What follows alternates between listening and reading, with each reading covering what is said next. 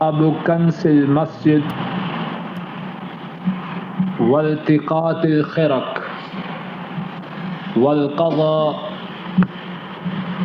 والقضاء والعيدان. قال حدثنا سليمان بن حرب قال حدثنا حماد بن زيد عن ثابت عن ابي رافع عن ابي هريرة رضي الله تعالى عنه ان رجلا اسود او امرأة سوداء كان يقم المسجد فمات فسأل النبي صلى الله عليه وسلم عنه فقالوا مات. قال افلا كنتم آذنتموني به دلوني على قبره او قال على قبرها فأتى قبره فصلى عليه.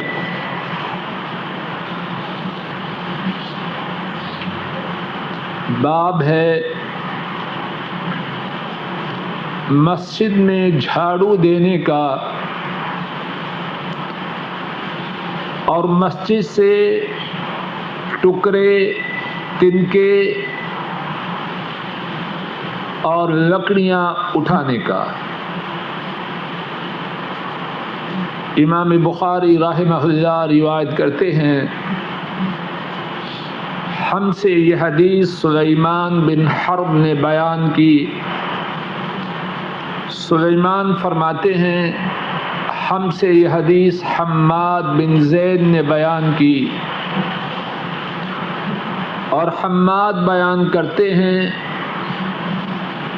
اس حدیث کو ثابت سے اور ثابت روایت کرتے ہیں ابی رافع سے اور ابی رافع روایت کرتے ہیں حضرت ابو ہریرہ رضی اللہ تعالی عنہ سے. حضرت ابو ہریرہ رضی اللہ تعالی عنہ فرماتے ہیں ایک کالا آدمی یا ایک کالی عورت مسجد کی صفائی کرتی تھی. وہ بندہ، وہ مرد یا عورت، اگر مرد تھا تو فوت ہو گیا، عورت تھی تو فوت ہو گئی. حضرت صلی اللہ علیہ وسلم نے اس کے متعلق سوال فرمایا. صحابہ نے جواب دیا وہ تو فوت ہو چکا ہے. آپ صلی اللہ علیہ وسلم نے فرمایا تم نے مجھے اطلاع کیوں نہیں دی؟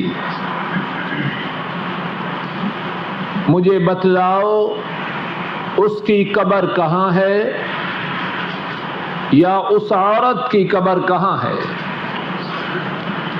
آپ صلی اللہ علیہ وسلم اس کی قبر پر تشریف لائے اور اس کی نماز جنازہ ادا کی. امام بخاری رحمہ اللہ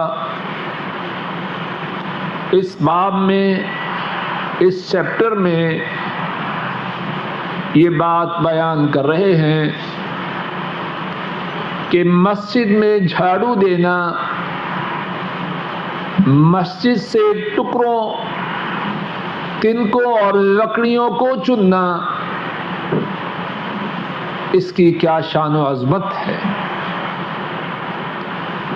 اس عمل کی اللہ کے ہاں کیا حیثیت ہے. اور اس بارے میں امام بخاری رحمہ اللہ حدیث لائے ہیں، اور حدیث کا خلاصہ یہ ہے، ایک کالا بندہ یا ایک کالی عورت مسجد کی صفائی کیا کرتی تھی، رات کے وقت اس بندے یا اس عورت کا انتقال ہوا۔ حضرات صحابہ نے خیال کیا کہ معمولی حیثیت کا بندہ یا معمولی حیثیت کی عورت ہے، انہوں نے مناسب نہ سمجھا کہ آن حضرت صلی اللہ علیہ وسلم کو بیدار کریں، آپ کے آرام میں خلل ڈالیں، اس کے تجہیز و تکفین کا بندوبست کیا،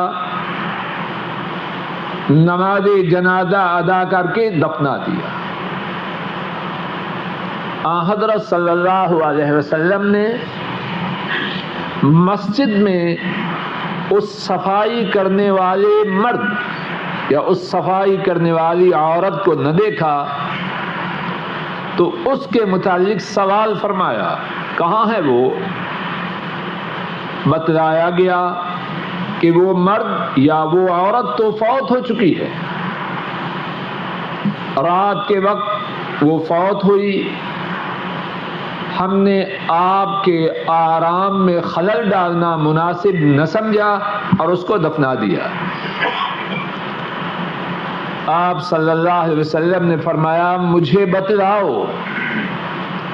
اس کی قبر کہاں ہے؟ بتلایا گیا، بنفس نفیس قبر پر تشریف لائے اور اس مرنے والے مرد یا عورت کی نماز جنازہ ادا کی۔ اس حدیث پاک میں کتنی ہی باتیں ہیں، توجہ کیجئے۔ اس حدیث پاک میں جو باتیں ہیں ان کا سمجھنا، ان کو اپنے دل و دماغ میں راسخ کرنا، کعبہ کے رب کی قسم اس میں ہماری سعادت پنہا ہے، اس میں ہماری خوشبختی ہے۔ خوب توجہ کیجیے۔ ایک بات پہلے سے اس کی وضاحت کر دوں تاکہ گفتگو میں روک پیدا نہ ہو۔ اس روایت میں راوی نے یہ کہا ہے کہ وہ مرد تھا یا عورت تھی، یہ شک حضرت ابو ہریرہ رضی اللہ تعالی عنہ کو نہیں، ان سے روایت کرنے والے جو تابعی ہیں ان کو بھی شک نہیں، بلکہ بعد کے ایک راوی جو ان کے شاگرد ہیں حضرت ثابت، ان کو شک ہوا کہ شاید کہ میرے استاد نے کہا کہ وہ مرد تھا یا اس نے کہا کہ عورت تھی، اور اس اللہ کے بندے نے اپنے شک کو چھپانا نہ چاہا، اس شک کا اظہار کر دیا تاکہ ایسا نہ ہو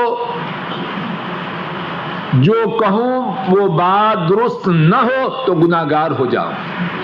اسی احتیاط کے پیش نظر کہہ دیا کہ شاید میرے استاد نے یہ کہا کہ وہ کالا مرد تھا یا یہ کہا کہ وہ کالی عورت تھی۔ اللہ کی لا تعداد رحمتیں ہوں۔ ان روایت کرنے والوں پر کتنے دیانتدار ہیں اور ہم میں سے کتنے ہیں بات کا علم نہیں لیکن ایسے انداز سے بات کرتے ہیں گویا کہ اپنی آنکھوں سے دیکھا. سننے والا دھوکے میں آ جاتا ہے. اتنے زور سے کہہ رہا ہے ٹھیک ہی بات ہوگی اور شک نہیں سراسر جھوٹ بکتے ہیں. ہمارے اسلاف اللہ کے نبی کی احادیث کے بیان کرنے والے اہل ایمان ایسے نہ تھے. شک ہوا تو چھپانے کی کیا ضرورت ہے؟ صاف صاف کہہ دیا مجھے اس بات کے سمجھنے یا یاد کرنے میں شک ہو گیا. وہ کون تھا؟ مرد تھا یا عورت تھی؟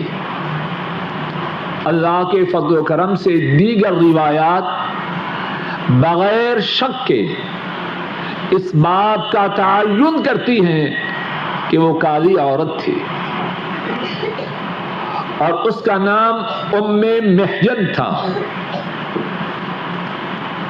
اور اس اللہ کی بندی کو مسجد کی صفائی کا انتہائی اہتمام تھا. مسجد میں تنکا دیکھتی فوراً اسے اٹھا کے باہر پھینکتی. مسجد کی صفائی سے اس کو پیار اور شغف تھا.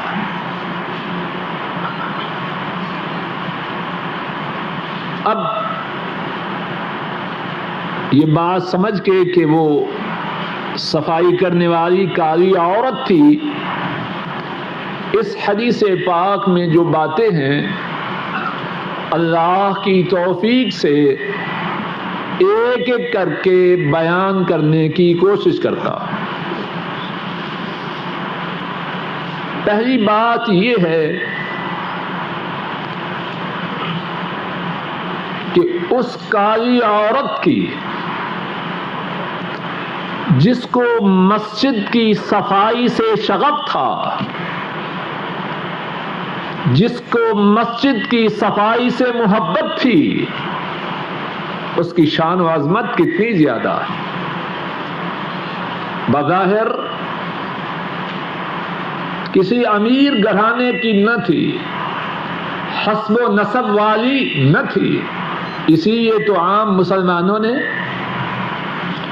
اسے معمولی سمجھ کے رات ہی رات میں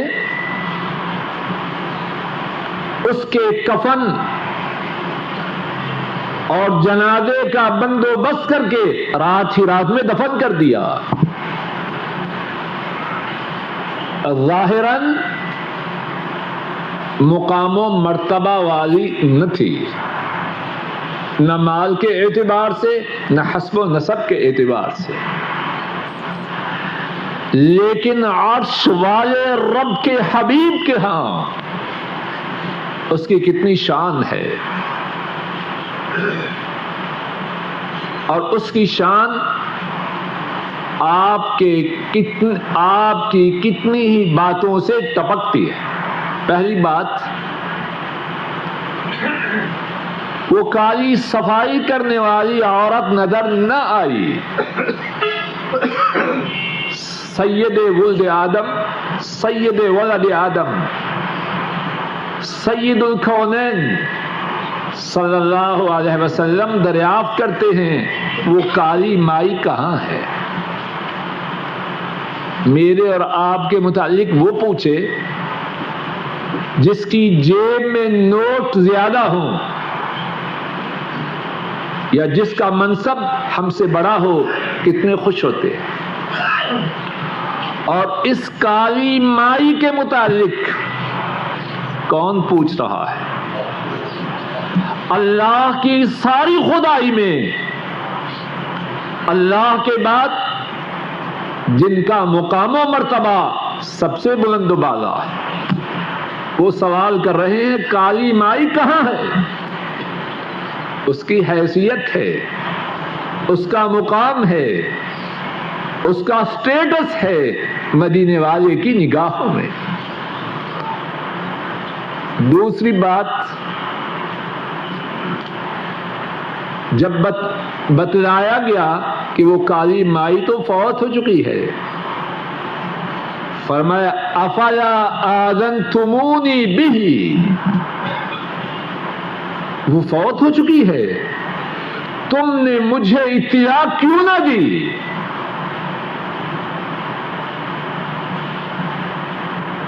صحابہ بعض روایات میں ہے، عرض کرتے ہیں کہ وہ رات کے وقت فوت ہوئی، ہم نے آپ کو زحمت دینا پسند نہ کیا۔ کیا آپ خاموش ہو گئے؟ نہیں، اس مائی کی شان تو بڑی بلند ہے، وہ مسجد کی صفائی سے محبت کرنے والی، مسجد کی صفائی کا شغف رکھنے والی، اس کے متعلق سوال ہو، خبر ہو کہ فوت ہو چکی، بات ختم ہو جائے؟ نہیں، ایسے نہیں ہو سکتا۔ فرمایا دلونی علی قبرہا، اس کالی مائی کو تم نے کہاں دفن کیا؟ مجھے بتلاؤ کہ اس کی قبر کہاں ہے۔ اور پھر کیا ہوا؟ قبر بتلائی گئی۔ رحمت دو عالم صلی اللہ علیہ وسلم اس کی قبر پہ تشریف لاتے ہیں اور اس کی قبر پر اس کی نماز جنازہ ادا فرماتے ہیں۔ کتنی شان ہے اس کالی عورت کی۔ رک جائیے، بات سمجھنے کی ہے، اور اس بات کا تعلق ہے مجھ سے اور آپ سے، اور اس کا تعلق ہے ہماری اولادوں سے۔ اس عورت کو یہ شان ملی تو کہاں سے ملی؟ یہ شان ملی مسجد کی خدمت سے، یہ شان ملی مسجد کی خدمت سے۔ اور ہم میں سے بہت سے ساتھیوں نے مسجد کی عظمت کو سمجھا ہی نہیں۔ کیا اس حدیث پاک سے یہ معلوم نہیں ہوتا جو مسجد والا بن گیا وہ شان والا بن گیا، اور جو مسجد سے دور ہوا وہ شان و عظمت سے محروم۔ اور مسجد والا کون ہے؟ جو مسجد میں جائے۔ مسجد میں جانا اس کے لیے ایسے ہو جیسے پرندہ باغ میں جائے، مچھلی پانی میں ہو، اور مسجد سے دور ہونا اس کے لیے ایسے ہو جیسے پرندے کو باغ سے نکال دیا جائے، بلبل کو پھولوں سے جدا کر دیا جائے، درختوں سے دور کر دیا جائے۔ مسجد، اس کی عظمت کے کیا کہنے، اور مسجد والوں کی شان و عظمت اس کے کیا کہنے۔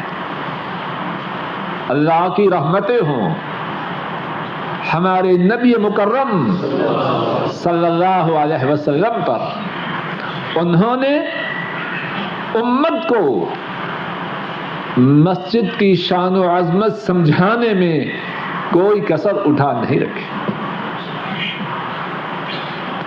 ایک حدیث پاک میں فرمایا، امام مسلم رحمہ اللہ روایت کرتے ہیں، حضرت ابو ہریرہ رضی اللہ تعالی عنہ اس حدیث کے راوی ہیں۔ جناب نبی کریم صلی اللہ علیہ وسلم فرماتے ہیں، احب البلاد الی اللہ مساجد، اللہ کو تمام شہروں میں سے، تمام جگہوں میں سے جو جگہیں سب سے زیادہ پیاری ہیں وہ کون سی ہیں؟ وہ اللہ کی مسجدیں ہیں۔ مسجدیں اللہ کو تمام جگہوں سے زیادہ پیاری ہے، اور جو مسجدوں میں آئیں گے پھر وہ اللہ کو سب سے زیادہ پیارے ہوں گے یا نہ ہوں گے؟ ہم چاہتے ہیں اللہ ہم سے پیار کرے یا نہیں چاہتے؟ کہاں جائیں؟ بازاروں میں، اللہ کی نافرمانی کے ٹھکانوں میں، بری مجلسوں میں؟ جو چاہے عرش والے رب اس سے پیار کرے، کہاں جائے؟ اللہ کی مسجدوں میں۔ اور مسجدیں تو بھائیوں وہ ہیں جو دنیا ہی میں جنت کے باغات ہیں۔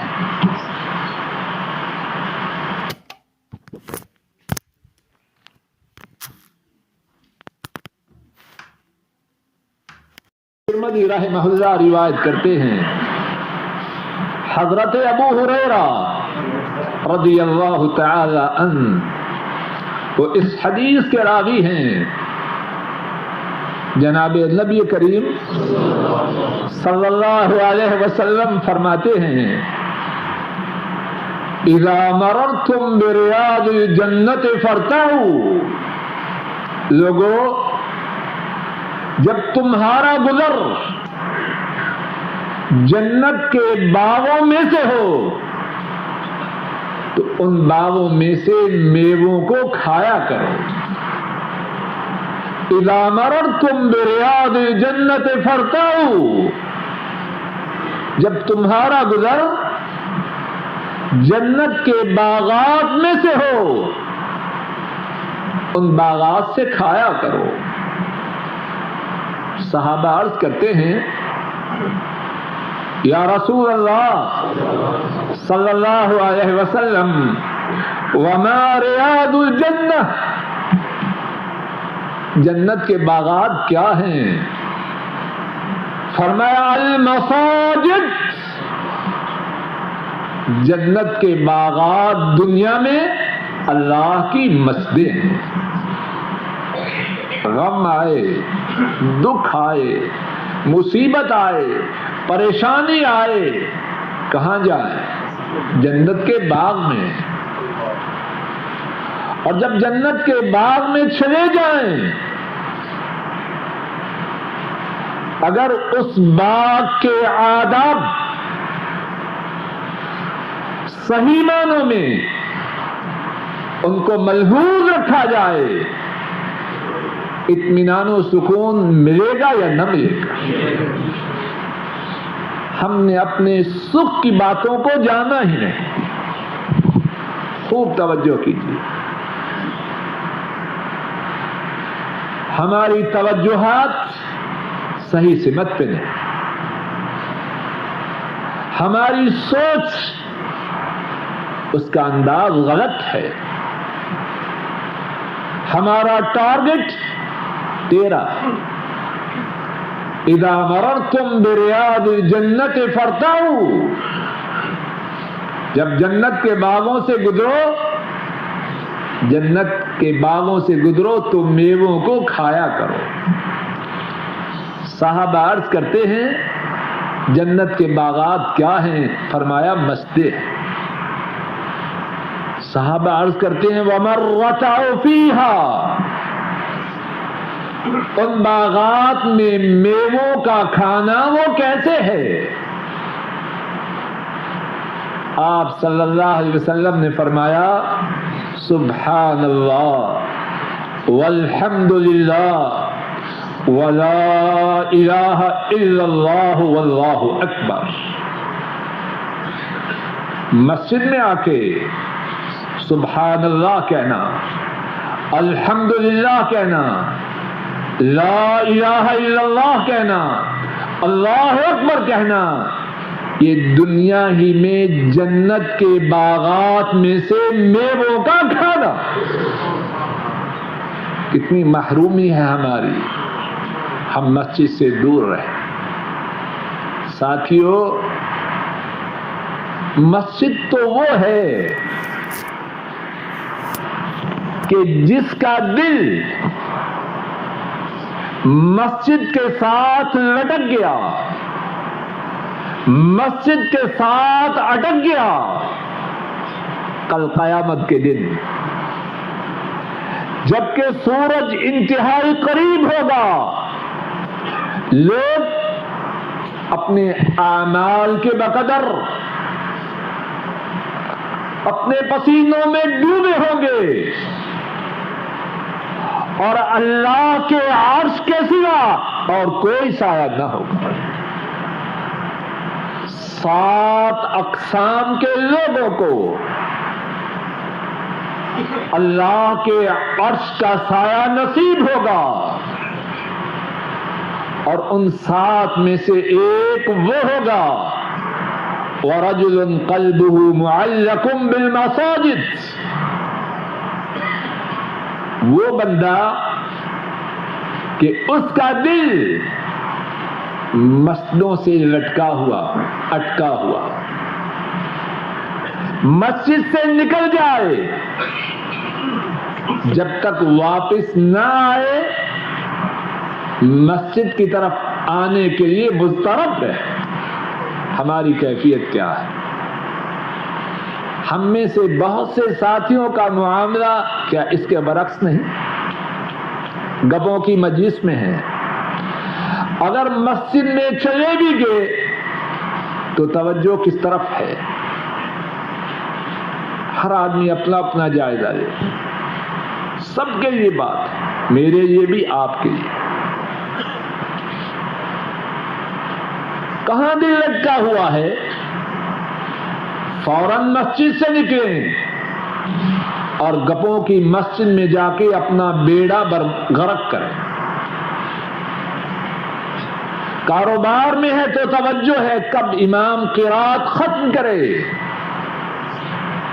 اور اس جیل سے مجھے چھٹی ملے۔ ملازمت میں ہے، کہیں ہمارا معاملہ کیا اس حدیث کے برعکس تو نہیں؟ اور اگر برعکس ہے تو عرش عظیم کا سایہ ملے تو کیسے ملے؟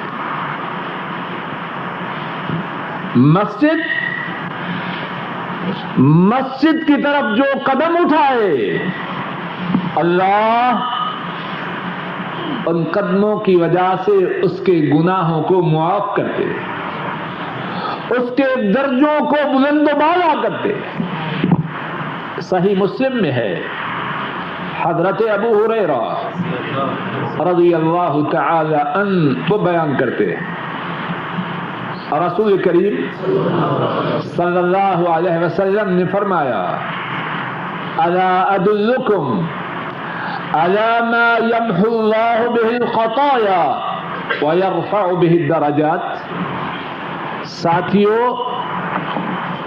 تمہیں وہ بات نہ بتلاؤں جس کی وجہ سے اللہ تمہارے گناہوں کو مٹا دے اور تمہارے درجوں کو بلند و بالا کرتے۔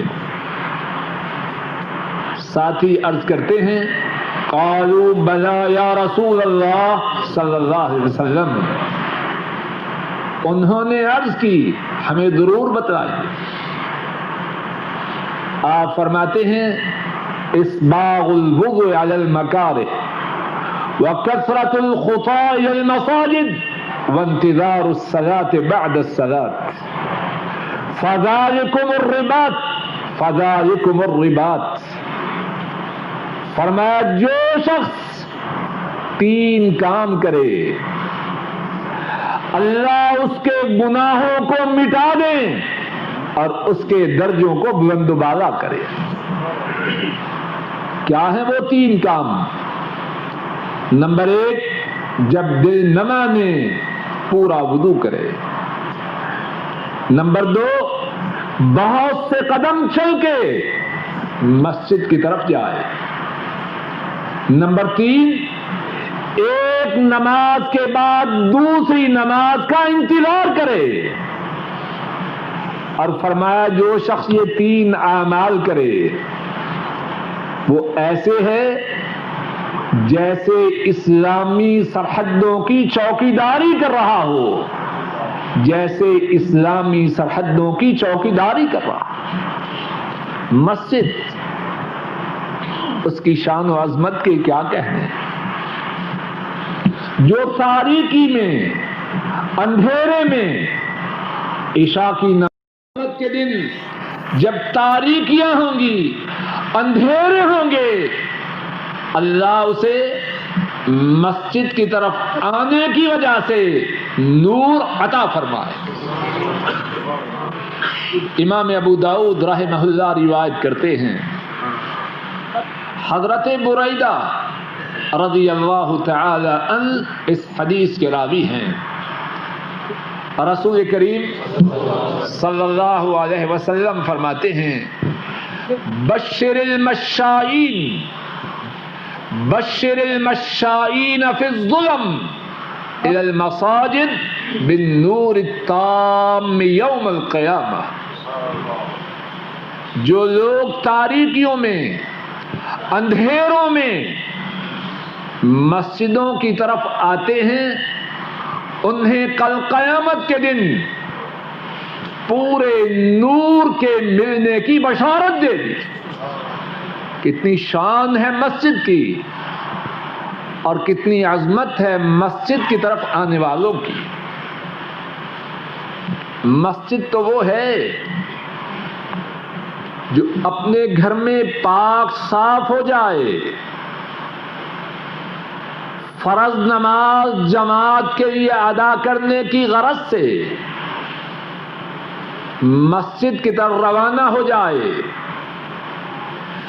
اللہ اس کی روانگی پر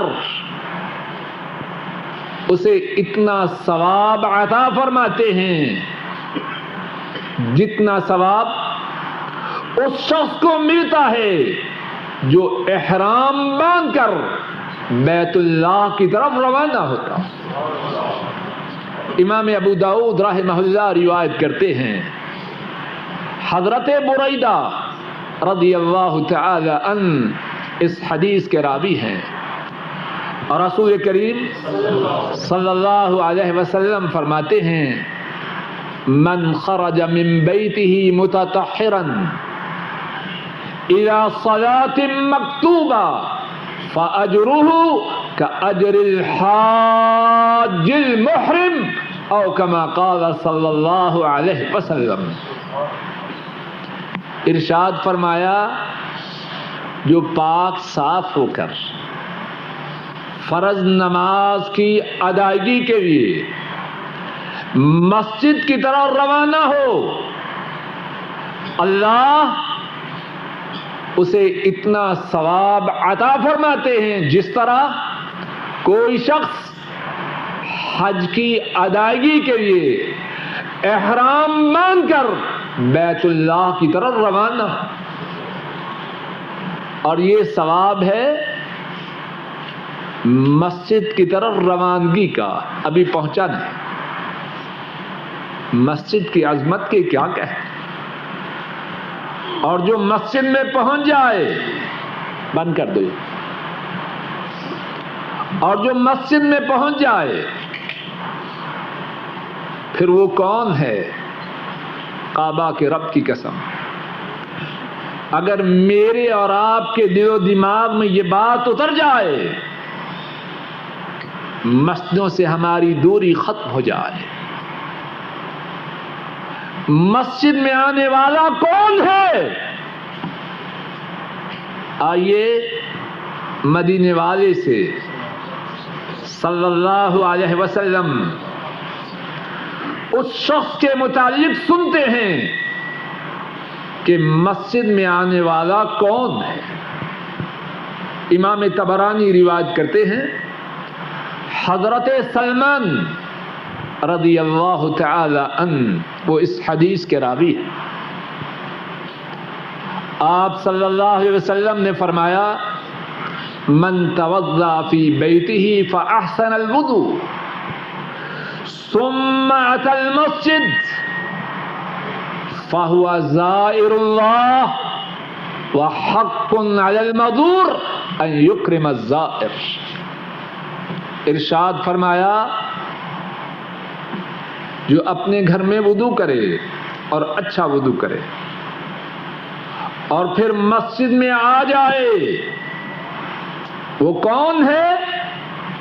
وہ کائنات کے مالک اللہ کا مہمان ہے. ان سے بڑا کوئی کسی کا مہمان ہو سکتا ہے؟ صدر مملکت کا مہمان، ساری دنیا کے رؤساء کا مہمان، وہ بڑا ہے یا عرش والے رب کا مہمان؟ اور تو کسی بڑے کا مہمان بننا چاہے جو تجھ سے بڑا ہے، شاید دھکے دے کے باہر نکال دے، اگرچہ تیری ملازمت کتنی بڑی ہے، اگرچہ تیرے پاس مال کتنا زیادہ ہے. اپنے سے بڑے کا مہمان بننا دنیا میں بھی آسان نہیں. اور سب بڑوں کا بڑا کون ہے؟ اللہ. اور ان کی مہمانی کے لیے، ان کی مہمانی کے پانے کے لیے، ان کا مہمان بننے کے لیے کہاں جانا ہے؟ اپنے گھر میں وضو کرے، اچھا وضو کرے، مسجد میں آ جائے، عرش والے رب کا مہمان. اور اسی پہ بس نہیں فرمایا وَحَقٌّ عَلَى الْمَزُورِ أَن يُكْرِمَ الزَّائِرَ. جو میزبان ہے اس پر یہ بات لازم ہے کہ اپنے مہمان کی عزت کرے. اللہ اکبر. اب وہ میزبان ہوں جو سب سے بڑے ہیں، جن سے بڑا کوئی نہیں. رزق ان کی طرف سے، صحت ان کی طرف سے، اطمینان و سکون کے خزانے ان کے پاس، عزت اس کے مالک وہ ہے. اے لوگوں غور کرو، کہاں بھولے ہیں ہم؟ کس طرف جا رہے ہیں ہم؟ مدینے والے کی خبر ہے، مدینے والے کا ارشاد ہے آسمان بدل جائیں، زمین بدل جائے، ان کی بات نہیں بدل سکتی. ان کی بات میں نہ مبالغہ ہے، نہ کمی ہے، نہ بیشی ہے. جو فرماتے ہیں آسمان سے وحی آتی ہے، پھر اپنی زبان مبارک کو حرکت دیتی. وما ينطق عن الهوى ان هو الا وحی یوحى. وہ بولتے تب ہیں دین کے معاملات میں جب آسمان سے وحی آ جائے. مسجد میں آنے والا کیا فرمایا اس کے متعلق؟ وہ عرش والے رب کا، خزانوں کے مالک رب کا، عزتوں کے مالک رب کا، شفا دینے والے رب کا، اطمینان و سکون عطا فرمانے والے رب کا مہمان ہے.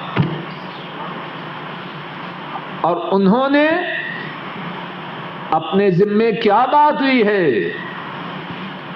ان پہ کسی کی نہیں چلتی، ان پر ان کی عزت پہ چلتی ہے. از خود انہوں نے اپنے اوپر کیا لازم فرمایا ہے؟ میزبان اپنے مہمان کی عزت کرے گا، اگرچہ میزبان عرش والے رب ہو اور مہمان ہم ایسے خاکی بندے.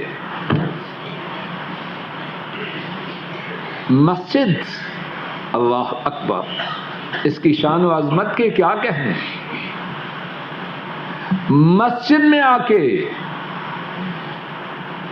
نماز کے ادا کرنے کے بعد اللہ کے ذکر کے لیے، اللہ کی یاد کے لیے، اللہ سے دعا کے لیے، اللہ کے دین کی بات کہنے یا سننے کے لیے جو بیٹھ جائے، اللہ کے نورانی فرشتے اللہ سے اس کے لیے دعائیں کریں، اور فرشتوں کی دعائیں ان کی اپنی مرضی سے ہوتی ہیں۔ کس کی مرضی سے ہوتی ہیں؟ بولیے، دعاؤں کے قبول کرنے والے رب ان کی مرضی سے۔ بڑی نفع کی بات ہے، پلے باندھ لیجیے اور گھروں میں جا کے بتلائیے۔ بچوں کو سکھانے کی باتیں یہ ہیں، ہم نے کیا بات سمجھ رکھی؟ مسجد میں جائے، نماز پڑھے، اپنی جگہ پہ بیٹھ جائے، ذکر کرے، دین کی بات سنے، دعائیں کرے، جو کر سکے کرے۔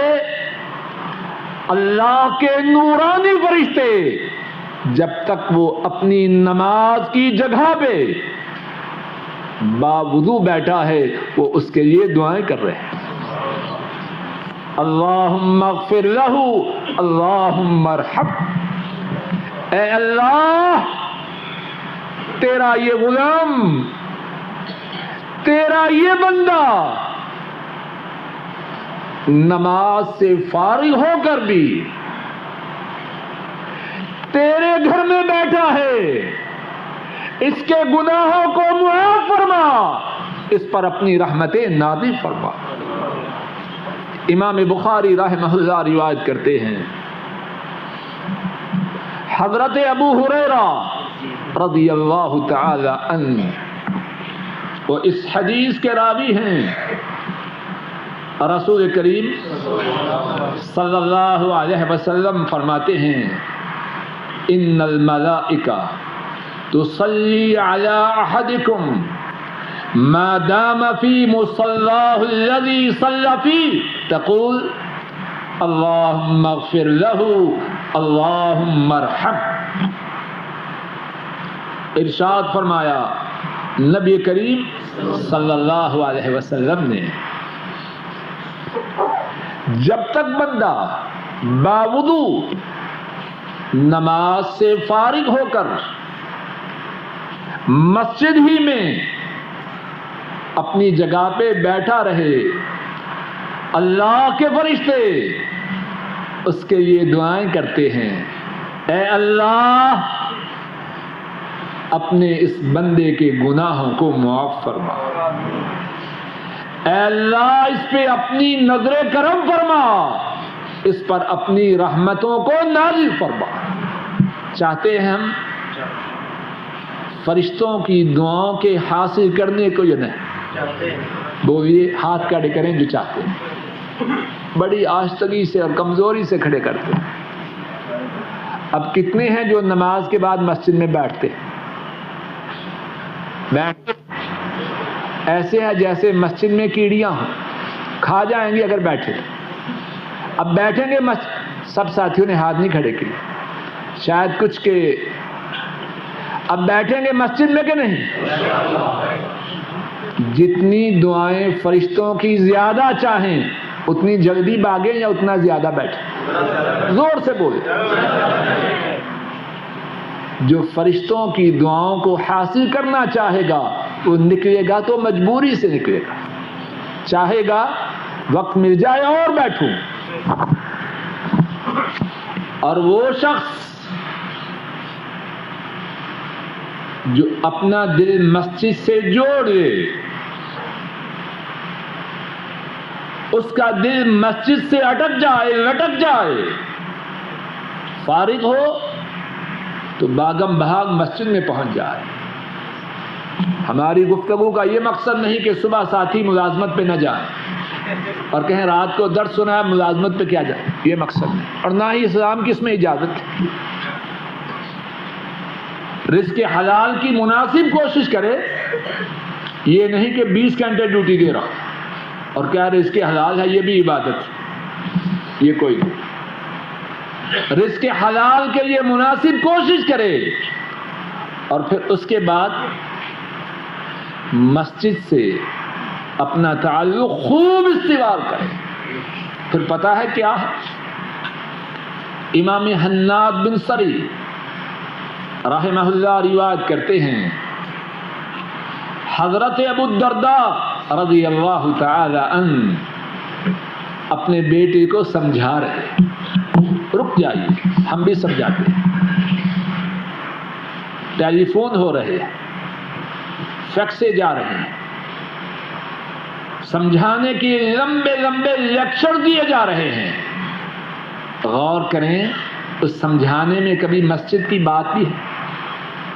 حضرت ابو الدرداء رضی اللہ تعالی عنہ اپنے بیٹے کو سمجھاتے ہیں، یا بنیا لیکن المسجد بیتک، اے بیٹے اپنا گھر مسجد کو بنا۔ گھر کا مقصد کیا؟ جب حاجات ضروریہ سے، ضروری کاموں سے فارغ ہو جائے، کہاں جائے؟ ہندوستان کی لینے کے لیے کدھر جا؟ فارغ ہو تو کہاں جائے؟ مسجد میں جائے۔ بری مجلس میں، بازاروں میں، گلیوں میں ادھر ادھر نہ جائے، کہاں جائے؟ لیکن المسجد بیتک، بیٹے مسجد کو اپنا گھر بنا۔ اور فرمایا پھر میں نے رسول کریم صلی اللہ علیہ وسلم کو فرماتے ہوئے سنا، ان المساجد بیوت المتقین، مسجدیں متقیوں کے گھر ہیں۔ اے اللہ ہمیں اور ہماری اولادوں کو اور ہمارے بھائیوں کو اور سب اعزاء و اقارب اور مسلمانوں کو متقیوں میں شامل کرو۔ ان المساجد بیوت المتقین، مسجدیں متقیوں کے گھر ہیں۔ اور پھر اس کے بعد کیا فرمایا؟ فمن كانت المساجد بيوتهم، فمن كانت المساجد بيته ضمن له بالروح والراحة والجواز على الصراط إلى الجنة أو كما قال صلی اللہ علیہ وسلم۔ فرمایا مسجد جس کا گھر بن گیا اس کے لیے کیا ہے؟ اس کے لیے گارنٹی ہے، کس کی؟ انتخابی امیدوار کی نہیں، اس کے لیے گارنٹی ہے اللہ کی طرف سے، مدینے والے کی زبان مبارک سے صلی اللہ علیہ وسلم۔ ضمن له بالروح، اس کے لیے گارنٹی ہے نمبر 1 کہ اسے اطمینان و سکون ملے گا، والرحمہ، اس پر اللہ کی رحمتیں نازل ہوں گی، والجواد علی الصراط الی الجنہ، اور اس کے لیے گارنٹی ہے پل صراط کو عبور کر کے جنت میں داخل ہو۔ کتنی شان و عظمت ہے مسجد کی۔ اور جو حدیث پاک ابتدا میں پڑھی ہے اور جس کے متعلق بات شروع کی گئی، اس سے جو بات معلوم ہوتی ہے وہ کالی مائی مسجد کی صفائی کی وجہ سے اتنا مقام پاتی ہے کہ اللہ کے نبی صلی اللہ علیہ وسلم جب اسے مسجد میں نہیں دیکھتے اس کے متعلق سوال کرتے ہیں۔ اس کی وفات کی اطلاع ہوتی ہے، صحابہ کو تنبیہ کرتے ہیں کہ انہوں نے آپ کو آگاہ کیوں نہیں کیا، پھر اس کی قبر کے متعلق سوال کرتے ہیں اور اس کی قبر پہ جا کے رحمت دو عالم خود نماز جنازہ پڑھتے ہیں۔ اسی بات کو قرآن کریم کے الفاظ میں ذرا سمجھیں۔ سورہ البقرہ میں اللہ مالک نے حضرت ابراہیم اور حضرت اسماعیل علیہ السلام کا ذکر فرمایا اور یہ بات بیان کی کہ ہم نے ان کے ذمہ ڈیوٹی لگائی، ان کے ذمہ ایک کام لگایا۔ وہ کام کیا تھا؟ وَأَحِدْنَا إِلَىٰ إِبْرَاهِيمَ وَإِسْمَاعِيلَ أَن طَهِّرَا بَيْتِيَ لِلطَّائِفِينَ وَالْعَاكِفِينَ وَالرُّكَّعِ السُّجُودِ۔ ہم نے ابراہیم اور اسماعیل علیہ السلام ان کی یہ ڈیوٹی لگائی، رک جائیے۔ ابراہیم کون ہے؟ وَاتَّخَذَ اللَّهُ إِبْرَاهِيمَ خَلِيلًا، اللہ نے ابراہیم کو اپنا دوست بنایا۔ اسماعیل کون ہیں؟ إِنَّهُ كَانَ صَادِقَ الْوَعْدِ وَكَانَ رَسُولًا نَبِيًّا۔ ابراہیم وعدہ کے سچے، تاج نبوت اور منصب رسالت انہیں عطا فرمایا گیا۔ باپ بیٹا بڑی شان والے، اللہ نے ان کی ڈیوٹی لگائی۔ کیا تھی وہ ڈیوٹی؟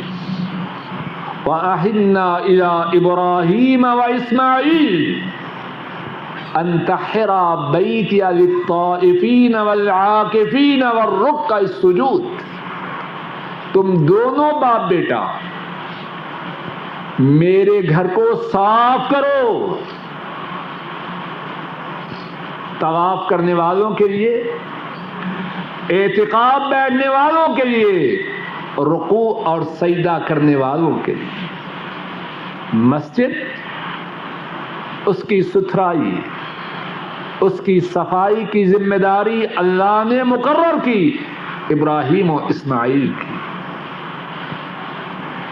اور اگر مسجد کی صفائی کریں ابراہیم و اسماعیل تو مسجد کی شان کتنی ہو۔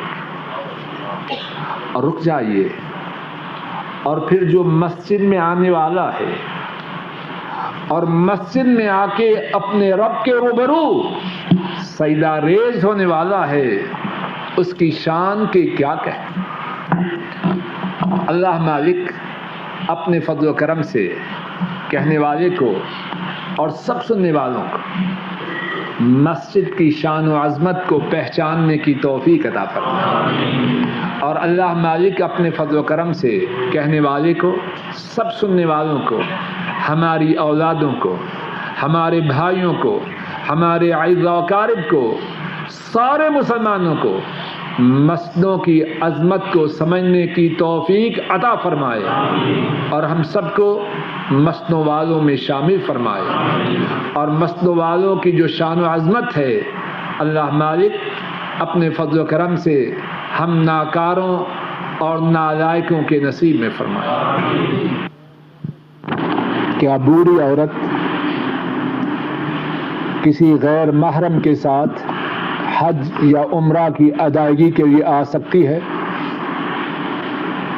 جواب یہ ہے، مسلمان عورت کو اس بات کی اجازت نہیں کہ وہ محرم کے بغیر سفر کرے۔ حدیث شریف میں ہے، اور یہ حدیث صحیح بخاری میں ہے، عبداللہ ابن عباس رضی اللہ تعالی عنہما اس حدیث کے راوی ہیں۔ ایک شخص نے حضرت صلی اللہ علیہ وسلم سے سوال کیا کہ میرا نام فلاں غزوے میں لکھا گیا ہے، جہاد میں جانے کہ یہ میرا نام لکھا گیا ہے اور میری بیوی حج کے لیے نکلی ہے۔ آپ صلی اللہ علیہ وسلم نے فرمایا جہاد کے لیے نہ جاؤ، اپنی بیوی کے ساتھ حج کی غرض سے جاؤ۔ اسی طرح دیگر احادیث میں بھی اس بات کی تاکید کی گئی ہے کہ کوئی عورت بغیر محرم کے سفر نہ کرے، اور احادیث میں اس بات کی کوئی تفریق نہیں کہ عورت بوڑھی ہو یا جوان، جس کا نام عورت ہے اسے محرم کے بغیر سفر کی اجازت ہے۔ اور ایک اور بات بھی سن لیجیے، اگر کوئی عورت محرم کے میسر نہ آنے کی وجہ سے حج نہیں کرتی تو اللہ سے امید ہے کہ اس پر حج چھوڑنے کا کوئی گناہ نہ ہوگا، بلکہ اللہ کی رحمت سے امید ہے کہ اللہ اسے حج کا ثواب عطا فرمائیں گے کہ اس نے نبی کریم صلی اللہ علیہ وسلم کی اتباع کرتے ہوئے حج کے سفر کو اختیار نہ کیا۔ ایک ساتھی اس بات کا اعلان کر رہے ہیں کہ وہ شرک اور بدعت سے اس بات کا اعلان کر رہے ہیں کہ آج سے وہ انشاءاللہ شرک اور بدعت سے توبہ کرتے ہیں۔ سب بھائی دعا کریں کہ اللہ رب العزت اپنے فضل و کرم سے ہمارے اس بھائی کو استقامت عطا فرمائے۔ اور پوچھ رہے ہیں کہ کیا میں دوبارہ نکاح کرواؤں یا پہلا نکاح باقی رہے؟ انشاءاللہ پہلا نکاح باقی رہے، اللہ ان کو اس توبہ پر استقامت کی توفیق عطا فرمائے۔ کہ اگر کوئی 14 سالہ بچہ یا بچی اور 10 سال کی بچی حج کرے تو اس کے لیے کیا حج کی خاطر جو قربانی کی جاتی ہے وہ دینی لازم ہے کہ نہیں؟ جواب یہ ہے جس نے حج قران کیا یا حج تمتع کیا، خواہ بڑا ہو خواہ چھوٹا ہو، عورت ہو یا مرد ہو، اس پر حج کے لیے جانور کا ذبح کرنا ضروری ہے۔ مسئلہ سب کے لیے یکساں۔ کسی ساتھی کا بچہ پیدا ہونے سے پہلے فوت ہو گیا، اللہ اس کے صبر جمیل عطا فرمائے۔ مسئلہ یہ ہے کیا اس کی نماز جنازہ پڑھی جائے گی یا نہ؟ جو بچہ پیدا ہونے سے پہلے مر چکا ہو اس کی نماز جنازہ نہیں، اگر زندہ پیدا ہو پھر اس کی نماز جنازہ۔ ساتھی پوچھ رہا ہے کہ اس نے اللہ تعالیٰ سے یہ نظر مانی تھی کہ اے اللہ مجھے نرینہ اولاد عطا فرمانا تو میں عمرہ کروں گا۔ اللہ رب العزت نے انہیں نرینہ اولاد عطا فرمائی۔ اب سوال یہ ہے کہ ان کی والدہ مقروض ہے اور وہ ساری تنہا والدہ کو بیچتے ہیں، اب نظر کو پورا کریں یا والدہ کے قرض کو اتاریں؟ شاید زیادہ بہتر یہ ہو کہ وہ اپنی اماں کے قرضہ کو اتارے۔ اللہ کا قرضہ انشاءاللہ اللہ اس کے حالات سے آگاہ ہے، جب وہ اپنی ماں کے قرضہ کو اتارے گا تو اللہ کی رحمتیں اس کے شامل حال ہوں گی۔ اور اسی مناسبت سے یہ بات بھی سن لیجیے اور یاد کر لیجیے، جو شخص یہ چاہے کہ اللہ مالک اس کے رزق میں فراخی کرے اور اس کی عمر میں برکت کرے، وہ اپنی ماں کو بہت زیادہ روپے بھیجے۔ ماں کے ساتھ نیک سلوک کرنے والا اللہ کے نبی کی طرف سے صلی اللہ علیہ وسلم، اس کے لیے یہ بشارت ہے کہ اس کے رزق میں اضافہ ہوگا، اس کی عمر میں برکت ہوگی۔ من احب ان یبسط له فی رزقه وینسى له فی اثره فلیصل رحمہ. صحیح بخاری میں حدیث. جو اس بات کو پسند کرے کہ اس کے رزق میں اضافہ ہو، اس کی عمر میں برکت ہو، وہ صلہ رحمی کرے. اور صلہ رحمی کا سب سے زیادہ حقدار کون ہے؟ ایک شخص حضرت صلی اللہ علیہ وسلم کے پاس آیا، عرض کی کس سے نیکی کروں؟ آپ نے فرمایا ماں سے. دوبارہ عرض کی کس سے نیکی کروں؟ آپ نے فرمایا ماں سے. تیسری مرتبہ عرض کی کس سے نیکی کروں؟ فرمایا اپنی ماں سے. چوتھی مرتبہ عرض کیا کس سے نیکی کروں؟ فرمایا اپنے باپ سے. پانچویں مرتبہ عرض کیا کس سے نیکی کروں؟ فرمایا دیگر رشتہ داروں سے. ماں کو روپے بھیجنے والا یہ تو بڑا ہی خوش نصیب ہے، بڑا ہی سعادت مند ہے. اللہ اسے ضرور